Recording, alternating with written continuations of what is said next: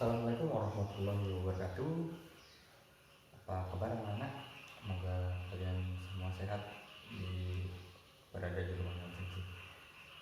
Baik, sebelum kita mulai pembelajaran pada kali ini, pada pertemuan kali ini, adalah kita berdoa untuk agama atau keyakinan kita masing-masing. Berdoa mulai. Selesai? Baik, anak-anak, pada pertemuan sebelumnya kita sudah belajar tentang vektor di dimensi 2. Kemudian pada pertemuan yang baru aja juga kita sudah belajar tentang vektor pada dimensi 3 atau pada dimensi ruang. Terakhir kita belajar tentang vektor. Terakhir kita belajar vektor itu adalah vektor pada dimensi 3 itu. Terakhir kita belajar tentang penjumlahan atau operasi-operasi yang ada pada vektor dimensi 3. Dan alhamdulillah, Bapak lihat hasilnya bagus semua. Hari ini yang akan kita pelajari adalah di bagian hampir di babak kedua terakhir sebelum materi tentang vektor dimensi 3 ini selesai. Yang akan kita pelajari pada hari ini adalah tentang pembagian ruas garis pada bidang atau bukan pada ruas garis dalam ruang. Oke. Apa sih perbedaan antara pembagian ruas garis dalam ruang dengan pembagian ruas garis dalam bidang? Dari segi pengoperasian atau cara kerja itu, pembagian ruas garis dalam ruang dengan pembagian ruas garis dalam bidang itu sama. Yang membedakan apa? Yang membedakan adalah bagian atau komponen pada vektor itu sendiri. Kalau dalam vektor bidang, komponen yang ada di dalam vektor tersebut hanya ada dua, yaitu X dan Y. Sedangkan kalau pembagian ruas garis dalam ruang atau dalam ruang itu ada 3 komponen. Yang pertama X, kemudian Y, kemudian Z. Jadi ada 3 ya. Perbedaannya hanya itu. Kalau tata cara pembagiannya itu sama aja. Bapak ambil contoh, kita masuk saja ke pembagian ruas garis dalam ruang. Misalkan Bapak punya Bapak punya ruas garis, atau Bapak punya perbandingan dulu. Misalnya diketahui suatu ruas garis perbandingannya antara, misalkan ya, AP berbanding PB seperti ini. AP berbanding PB adalah 3 berbanding 2. Ketika ada pembagian ruas garis dalam ruang AP berbanding PB sama dengan 3 berbanding 2, berarti di sini kondisinya saat di sini adalah sama-sama positif ya. AP-nya positif, PB-nya positif. Ingat, Bapak ingatkan kembali, dalam vektor itu tidak ada positif negatif. Kenapa ada positif atau negatif? Itu bukanlah mencerminkan nilai, tetapi itu mencerminkan arah dari vektor itu sendiri. Kalau misalnya Bapak punya vektor perbandingannya punya ruas garis perbandingannya AP berbanding PB, maka kalau kita gambarkan, misalnya Bapak punya gambarnya seperti ini, AP berbanding PB 3 banding 2. Kira-kira kalau misalnya berarti bergeraknya, kalau misalnya Bapak tuliskan di sini AP, berarti AP itu bernilai positif. Kalau positif berarti kira-kira mundur atau maju? Kalau positif berarti bernilai maju. Berarti dari A ke, anggap saja di sini titik P seperti ini ya. Maka AP-nya berapa? Berarti dia pergerakannya antara A berangkat ke P, gitu. Berangkat ke P itu sebanyak 3. Berarti di sini 3. Sedangkan PB-nya adalah positif 2. Karena dia positif, kira-kira dia berlawanan atau searah? Karena dia bernilai positif, maka pasti dia adalah searah dengan AP. Kalau AP bergeraknya dari A ke sini, maka PB bergeraknya dari P ke sana. Nah, berarti ini bergerak, anggap saja ini Bapak kecilin dulu. Berarti di sini titik B. Berarti dari P bergerak ke B sebanyak berapa? Ini kasusnya kalau misalnya AP berbanding PB itu 3 berbanding 2. Oke, kasus yang kedua, kalau misalnya Bapak masih punya AP berbanding PB, itu perbandingannya adalah misalnya 3 berbanding negatif 3 berbanding negatif 2. Misalnya di sini apa perbedaannya? Kalau di sini sama-sama positif, AP positif, PB positif, sedangkan di kasus yang kedua AP positif, PB negatif. Kalau Bapak ambilkan lagi ruas garis seperti ini kan. Oke, kita anggap saja AP-nya adalah 3. Berarti di sini A, dari A bergerak ke P. Anggap saja P-nya di sini. Misal ini P-nya di sini, maka AP berbanding, berarti AP-nya bergerak maju ya. A ke P sebanyak berapa? Sebanyak 3. Kemudian PB-nya negatif 2. Negatif 2 kira-kira apakah dia lanjut searah kan atau berlawanan? Karena dia negatif, maka dia berlawanan. Berarti AP berbanding PB, berarti PB-nya itu pasti adalah bukan ke sono, tapi ke sini. Berarti kalau AP-nya segini 3, maka berarti PB-nya bukan ke sana. Berarti ini Bapak habisnya. Kalau berarti ini kurang besar ya. Nah, Bapak sketsakan lagi, alur besarkan. Banyak misalnya contohnya di sini. Maka AP-nya itu adalah 3. Maka PB-nya pasti bukan ke sana. Makanya Bapak lanjutin. Pasti balik arah. Sebanyak berapa satuan? 2. Berarti PB-nya dari sini bergerak ke sini. Nah, kembali lagi berarti di sinilah posisinya B. Nah, untuk penguasaannya sangat penting banget. Ya, jadi berarti AP positif berbanding PB. PB-nya negatif, berarti PB-nya di sini negatif 2. Ya, berarti BP itu berapa? BP itu berarti sama aja dengan 2. Tetapi di sini adalah PB. PB-nya adalah negatif 2. Nah, itu kasus yang kedua. Kasus yang ketiga gimana? Kasus yang ketiga seperti ini. Kasus yang ketiga, misalkan Bapak punya AP lagi, AP berbanding PB. Nah, perbandingannya seperti ini. Negatif 2 ya berbanding misalnya 3. Nah, beda ya. Kalau tadi kan di sini positif, atau Bapak samain deh nilainya untuk bisa membedakan. Berarti di sini Bapak kasih AP-nya negatif 3 berbanding 2. Nah, gimana kasusnya seperti ini? Oke, Bapak bikinkan garis ya. Ingat, AP-nya negatif 3 dan PB-nya 2. Tetapi PB lebih kecil kalau misalnya ini adalah positif. Nilainya 2 ini lebih kecil daripada 3. Berarti artinya 2 ini pasti ada di dalamnya 3. Gimana AP bernilai PB? Berarti kalau begini ceritanya pasti dia nggak ke kanan tapi ke kiri. Oh, berarti posisi A-nya di mana? A-nya di sini. A bergerak ke P sebanyak 3. Berarti dari A bergerak ke P sebanyak berapa? Negatif 3. Kenapa negatif 3? Karena dia mundur. Biasanya maju. AP berbanding PB. PB-nya positif, berarti PB-nya dari P bergerak ke sini. Nah, di sini B. Nah, ini bernilai berapa? Bernilai PB-nya bernilai di sini 2. Oke. Kalau misalnya AP negatif 2, maka PA sama dengan 3. Kalau misalnya bawa ulangi, kalau AP bernilai negatif 3, maka PA bernilai 3. Kalau PB 2, berarti BA berapa? BA berarti sama dengan 1. Nah, begitu. Ya. Oke, sampai sini gimana? Bisa ya? Oke, mudah-mudahan bisa ya. Oke. Kalau ini bisa, berarti kita lanjut ke babak selanjutnya. Bagus. Kita masuk ke kasus. Nah, kita cari pembagian ruas garis dalam bentuk vektor. Pembagian ruas garis dalam ruang. Sekarang kita masuk ke selanjutnya adalah pembagian ruas garis. Pembagian ruas garis dalam bentuk vektor.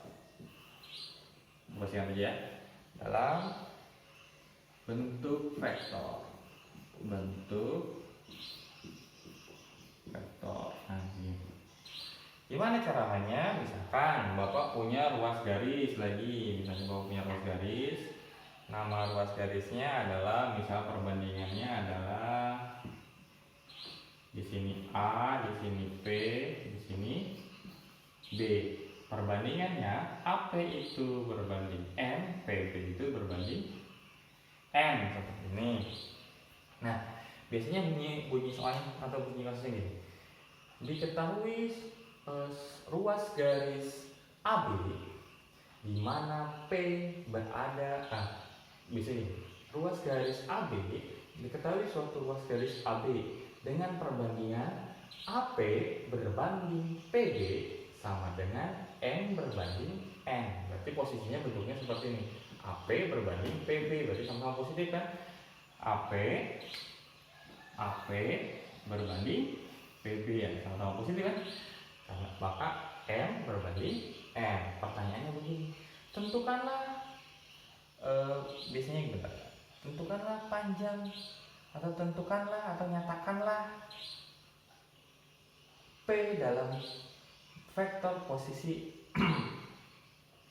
tentukanlah nilai P dalam N, dalam M dan N, atau dalam A dan B. Gimana caranya? Nah, kita sudah tahu titik AP berbanding PB sama dengan MN, dengan A, dengan vektor A, biasanya soalnya gitu, dengan vektor A sama dengan A. Jadi nanti keterangannya seperti kemana? Dengan vektor A adalah vektor posisi dari OA, dan B, vektor B adalah vektor posisi dari B yang ini. Kemudian P vektor posisi dari OP. Nah, ini menunjukkan bahwa ABP itu vektor posisi. Nanti pertanyaannya seperti ini. Tentukanlah nilai P dalam AB. Jadi tentukanlah nilai vektor P dalam AB. Gimana cara mainnya? Sama seperti kemarin di dimensi 2. Berarti Bapak hapus ya.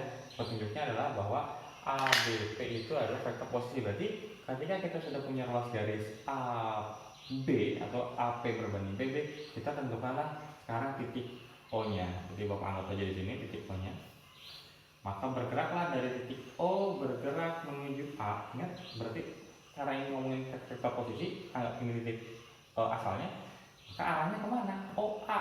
OA itu berarti arah vektornya ke atas ya. Ini. Kemudian OB berarti O ke B, berarti panahnya ke atas. Dan OP panahnya ke atas juga. Sini jadi kelihatan. Berarti kita punya OA, OP dan OB. Di mana OA itu katanya vektornya adalah disebut vektor A, ini vektor posisi P, dan ini vektor B, seperti ini. Ya. Oke, di pertanyaannya misalnya nyatakanlah bentuk P dalam AB. Gimana cara mainnya? Ingat kemarin? Gimana caranya? Kalau cara menentukan P itu dikatakan vektor P itu sama dengan gimana? M dikali B. Berarti di sini Bapak tulis M dikali vektor posisi B ditambah MB N, jadi disilang P-nya di tengah, MB N A, nanti tambah N vektor A per siapa tadi? M ditambah N, M ditambah N. Begini dapatnya. Ingat gimana untuk mendapatkan P? Mendapatkan P-nya di tengah, M dikali B ditambah N dikali A dibagi M ditambah N. Jadi disilang, dijumlahkan, kemudian pembaginya adalah M ditambah N gitu. Ya. Ini untuk P.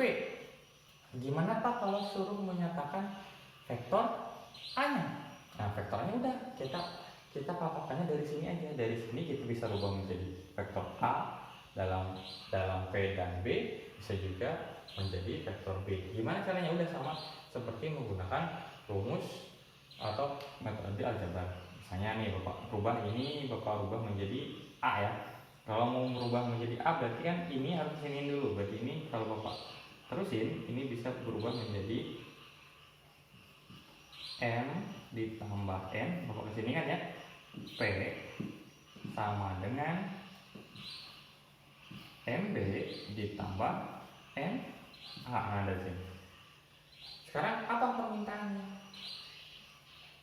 Permintaannya adalah ingin merubah menjadi nilai dari NA. Kalau mau merubah menjadi nilai NA berarti MB-nya pindah ke, atau nggak pindah sih namanya, kita akan merubah berarti MB-nya dihilangkan dari ruas kanan. Berarti caranya gimana? Berarti M ditambah N gitu ya, P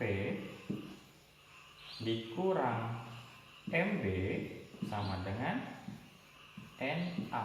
Nah, berarti kalau untuk mencari vektor A nya itu sama aja dengan M ditambah NP dikurang MB per N nya ke. Nah, dapatlah rumus untuk vektor A itu. Gimana selanjutnya? Yang B juga sama begitu. Tinggal B nya di sini, ini yang pindah. Nanti akan dapat apa sini aja, akan dapat B sama dengan B nya ya yang pindah.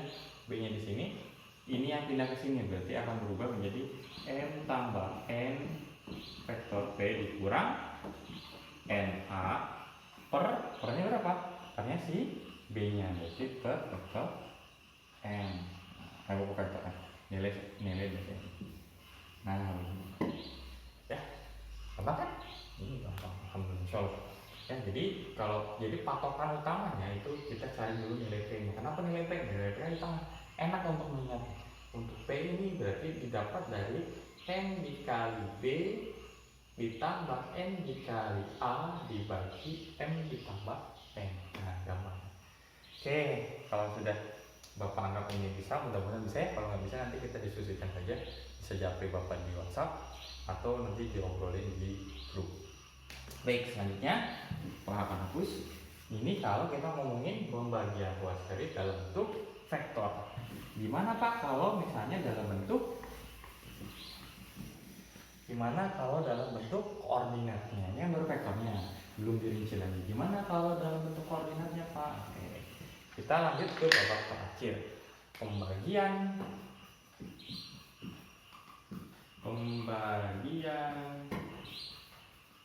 ruas garis dalam bentuk koordinat. Koordinat. Nah, begini. Koordinat. Gimana caranya? Misal kita sama seperti tadi. Kalau kita punya di sini contohnya, kalau kamu bisa buka di LKS kamu halaman 47, di situ ada pembagian ruas garis dalam bentuk koordinat. Jika diketahui satu titik O adalah titik asal, nah berarti dia titik asalnya di titik O. Vektor A sama dengan X1, Y1, Z1 dan B, vektor B adalah X2, Y2, Z2 berturut-turut dalam posisi titik A dan titik B dan titik P nya. Jadi perbandingannya seperti ini. AP di LKS kamu, AP berbanding PB itu sama dengan M berbanding N. Berarti sama ya, sama-sama positif kan. Kalau gitu, kalau Bapak jabarkan berarti begini. Berarti di sini A, ingat AP berbanding PB positif semuanya, berarti dia gini, AP berbanding PB. Jadi di sini gini. Itu sama dengan, ini salah ya. Ini sama dengan perbandingannya M berbanding N dengan katanya titik O-nya, ini titik asalnya adalah titik O. Berarti dari O bergerak ke A menghasilkan vektor A, vektor posisi A. Kemudian OP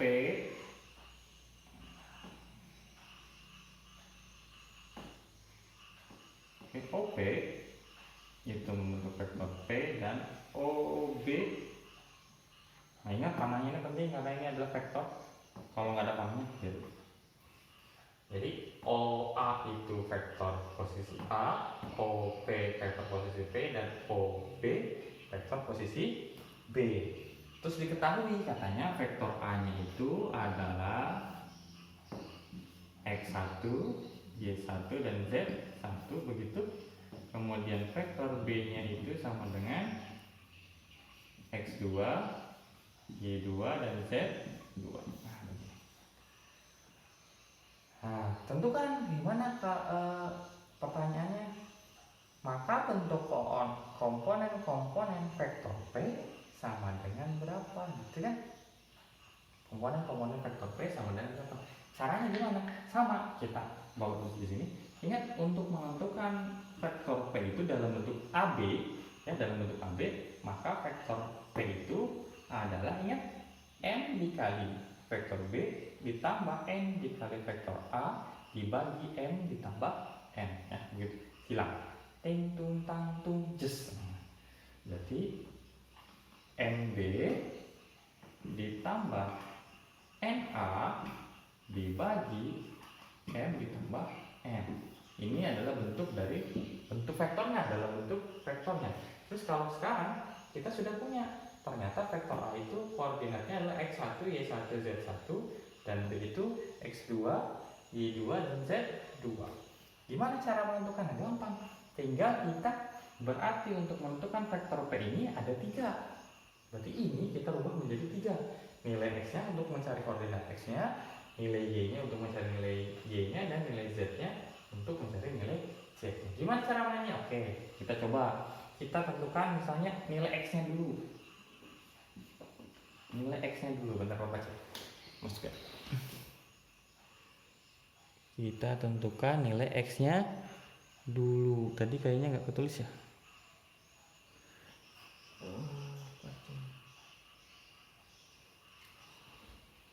Oh, nilai X-nya dulu. Berarti batasan di sini saja. Oke, tadi berarti kepotong ya? Apa ya? Tadi kepotong aja berarti. Nah, cara untuk mencari X-nya dulu, nilai X-nya dulu berarti gimana? Nilai X-nya berarti MB. Kita omongin dengan X. X-nya B itu apa? X2. Berarti nanti di sini NX2 tambah berapa? Tambah NA, berarti NX2. X-nya A itu adalah X1, berarti di sini NX1 per berapa? Per N tambah N, tetap N ditambah N, gitu. Terus Y-nya gimana? Sama, Y juga begitu. Kita omongin Y berarti nanti kita ganti M Y2 ditambah N Y1 per M tambah N. Yang Z-nya gimana? Yang Z-nya juga sama. Kelihatan nggak? Ya, yang Z-nya juga, karena kalau kelihatan tadi di kameranya, Bapak tahu aja deh. Y Z-nya itu sama dengan berarti M Z2 ditambah N Z1 per M ditambah. Nah, gitu aja. Kalau tadi hanya sampai sini, tapi kalau ditanyakan dalam bentuk koordinatnya, berarti kita harus cari dulu X-nya dapat berapa, Y-nya berapa, caranya ini, Y-nya juga berapa. Nah, ini dalam bentuk, untuk menentukan dalam bentuk garis dalam bentuk koordinat. Oke, itu yang terakhir. Oke, selanjutnya kita akan coba latihan soal. Baik ya, sudah cukup. Bapak akan hapus. Karena kalau ada pertanyaan silahkan didiskusikan saja di grup kelas. Oke, Bapak hapus. Oke. Kita coba latihan soal. Latihan soalnya ada di halaman 49. Ya, kita coba di halaman 49. Jawablah pertanyaan-pertanyaan di bawah ini dengan benar. Suatu ruas garis AE terbagi menjadi 4 bagian yang sama oleh titik B, C, D. Nah, tentukan nilai perbandingan berikut. Nah, berarti katanya apa? Nomor 1. Ini batasan kamera ya. Nomor 1, Suatu ruas garis AE terbagi menjadi 4 bagian oleh titik B, C, D. Oleh titik B, C, dan D. Berarti kita ilustrasikan, kita punya garis, satu garis gitu ya. Garisnya adalah garis A, E. Gitu. Yang terbagi menjadi 4. Terbagi menjadi 4, yaitu AB, BC, CD, dan berarti ini dibagi sama panjang. Berarti AB, kemudian ada C, ada D. Nah, begini. AB, BC, CD, D, E. Ya. Kalau misalkan di sini besarnya AB itu adalah X, ya, kita misalkan saja AB itu adalah X, maka jadi setiap ruas garis ini ceritanya adalah sama panjang ya. Ruas garisnya terbagi menjadi sama panjang. Nah, berarti AB itu sama dengan BC, sama dengan CD, sama dengan DE. Jadi kita anggap AB itu sama dengan BC, sama dengan CD, sama dengan DE, sama dengan, kita anggap saja adalah X kasusnya. Oke, berarti pertanyaannya apa? Pertanyaannya adalah, pertanyaan yang pertama, AB berbanding BD. Nah, pertanyaan yang pertama, AB berbanding BD. Nah, AB berbanding BD. Kalau tadi anggap, ingat ruas garis ini ukurannya sama, kita anggap saja X, kan kita nggak tahu ini berapa, kita anggap X, maka kalau AB itu berarti adalah X berbanding BD. BD itu ada berapa? BD itu melewati BC kemudian ke CD, berarti ada berapa? 1, 2, berarti BD itu adalah 2X, sehingga perbandingannya adalah 1 berbanding 2. Ya. Oke, lanjut. Pertanyaan kedua adalah, pertanyaan keduanya AC berbanding CE. AC berbanding CE. AC mana? AC segini. Berarti berapa X? 1X ditambah 1X jadinya 2X dibanding CE. CE nya CD ke DE. Berarti CE sama ya. Berbanding 2X. Berarti perbandingannya apa? Perbandingannya adalah 1 berbanding 1. Oh, bisa Pak 1 berbanding 1? Kenapa nggak 2 berbanding 2 ya? 2 berbanding 2 itu kan senilai. Jadi sama saja dengan 1 berbanding 1. Oke ya. Lanjut, yang C-nya AB berbanding AE. Nah, yang C-nya AB berbanding AE. AB berbanding AE. AB berbanding AE. Coba perhatikan AB-nya berapa? AB-nya X doang. Berbanding AE. AE berarti berapa? 1, 2, 3, 4 X, sehingga perbandingannya adalah 1 berbanding 4. Sama-sama dibagi X ya, jadinya 1 berbanding 4. Kemudian yang B-nya AC berbanding AE. AC berbanding AE. AC berbanding AE. AC-nya berapa? 1, 2. Berarti di sini 2X berbanding AE. 1, 2, 3, 4.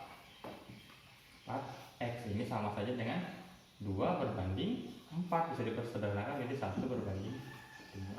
Nah, itu saja. Bisa ya? Oke, teman. Nah, kita lanjut ke nomor 2. Bagus.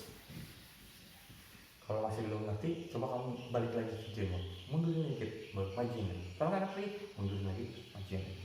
Kalau masih nggak ngerti juga, baru tanyakan ke bapak atau tanyakan teman kamu di diskusi kelas. Oke, ini yang nomor 1-nya selesai. Selanjutnya nomor 2.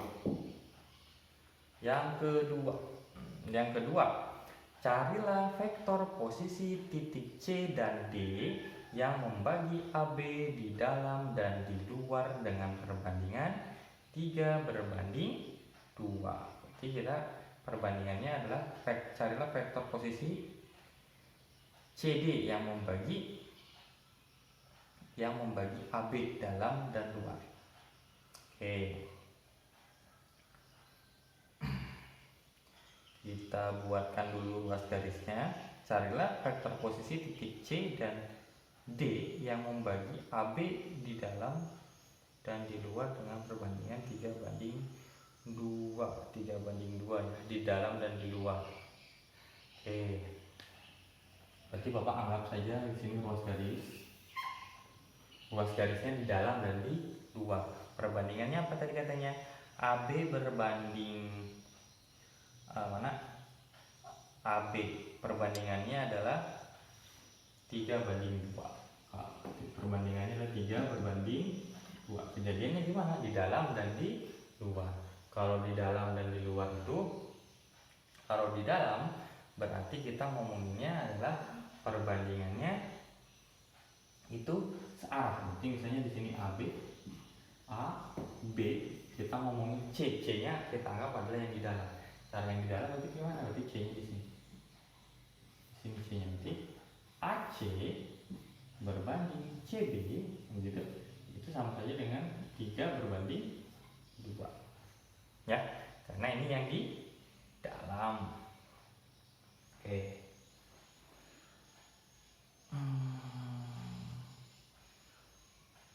Ya, untuk C-nya berarti ini gimana? Nah, berarti di sini ada titik nolnya. Titik nolnya 0 ke A. Ini sama dengan vektor A. Ini arahnya ke sana. Ini vektor C dan OB ini adalah vektor vektor B. Berarti gimana untuk mencari vektor C? Itu sama dengan 3B ya, ini kali ini 3B ditambah 2A dibagi 3 tambah 2 berapa? 5. Nah, inilah untuk vektor C-nya. Ya, gimana kasusnya kalau yang satunya lagi? Berarti kalau di dalam dan di luar. Berarti kalau di luar itu seperti ini.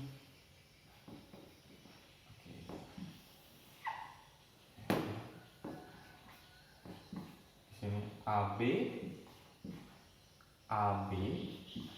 AB-nya berarti kita anggap kok pakai pensel. AB nah, berbanding AB berbanding negatif 2. Nah, ini yang di dalam. Sorry ya. Nah, AB berbanding BD. Kalau tadi kan kita ngomongin C, sekarang kita ngomongin D. Nah, ini bedanya apa? Kalau tadi kan di luar. Berarti ini di luar. AC, CB di luar kan? Nah, ini di dalam perbandingannya. Apa maksudnya di dalam itu apa? Maksudnya BD itu berada di dalam AB. Oh, ini yang di dalam, maaf ya. Yang ini yang di luar. Karena kenapa di luar? Karena perbandingannya dia tidak terhubung seperti di dalam seperti ini. Tapi di sini kan AC dan CB itu adalah dua ruas garis yang berpisah. Kalau ini enggak. Nah, AB-nya kita anggap 3 dan BD-nya itu adalah kan BD ya, berarti dia berlawanan, kita anggap negatif 2 karena perbandingannya tadi 3 berbanding 2. Berarti AB-nya 3, BD-nya negatif 2. Oke, gimana jadinya? Berarti kita ambil titiknya di sini.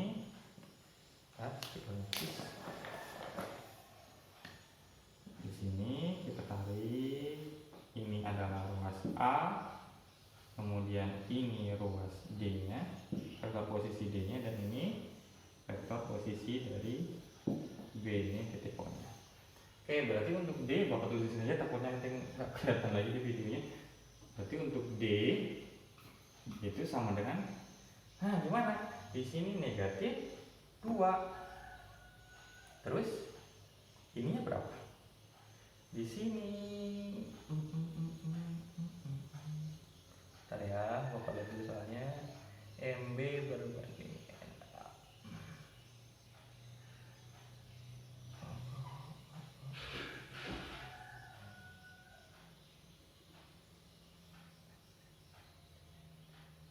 Oke, berarti di sini perbandingannya AB-nya 3, kemudian BD-nya negatif 2.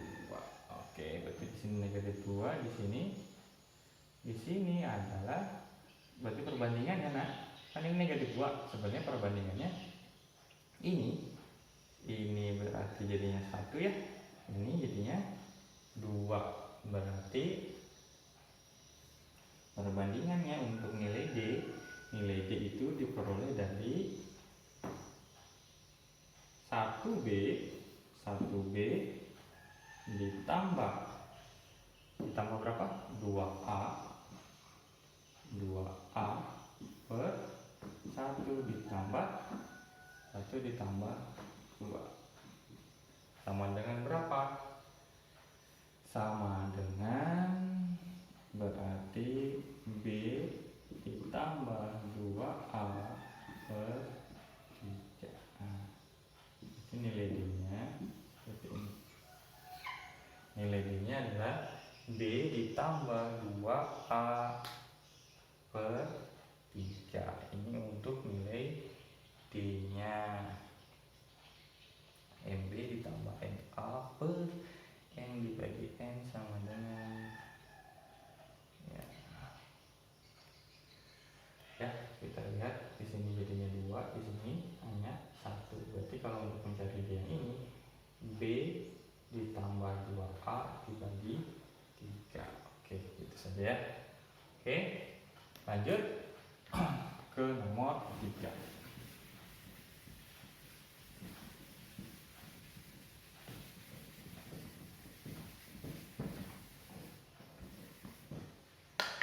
Yang nomor 3, kita masuk ke nomor 3. Nomor 3 pertanyaannya adalah diketahui titik A dan B, titik A nya 326 dan titik B nya 322. Jika terdapat titik P yang membagi di dalam AB dengan perbandingan AP berbanding PB adalah 3:1, maka tentukanlah koordinat titik P. Nah, ini yang ditanyakan adalah koordinatnya. Oke, kita sebut dulu A nya itu koordinatnya, ini bukan vektornya tapi koordinatnya adalah 326.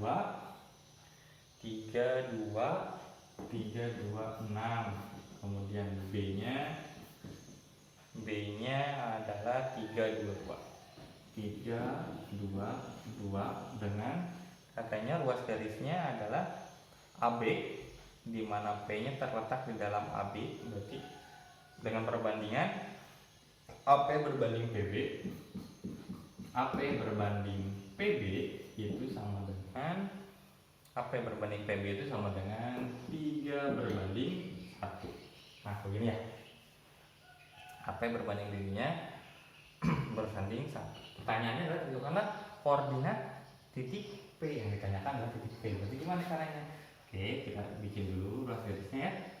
Ruas garis titik, ini A, ini B, berbandingannya AP berbanding PB 3:1. Berarti AP, nah, berarti di sini P-nya karena 3:1 dan PB.